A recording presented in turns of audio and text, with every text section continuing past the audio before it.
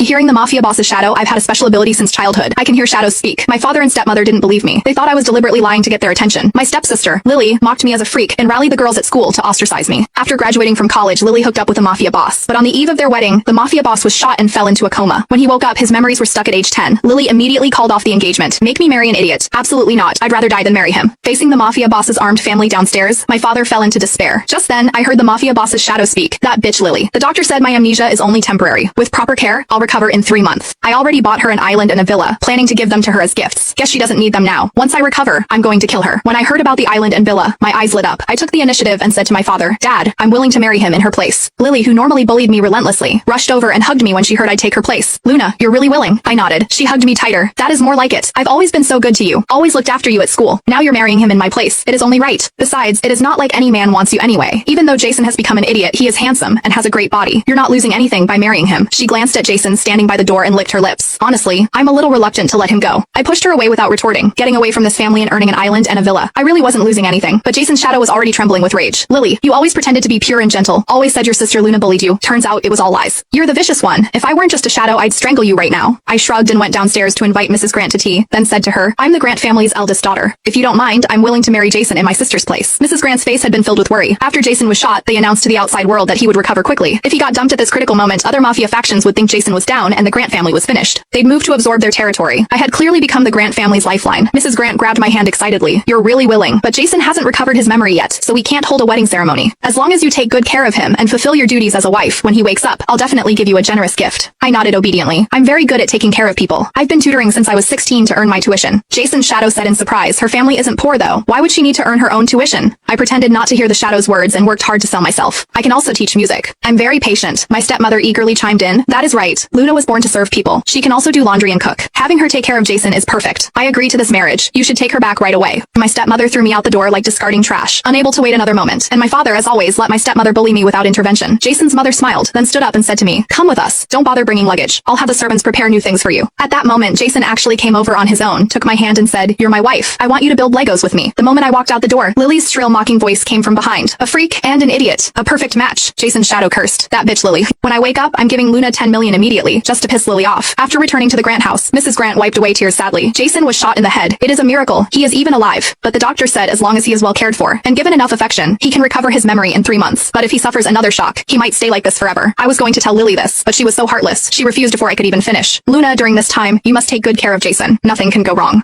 What Mrs. Grant meant was that I needed to stay by his side to help awaken his memories. At the same time, Jason's current condition couldn't be seen by outsiders. She was busy fending off attacks from competitors, so she needed someone trustworthy to stay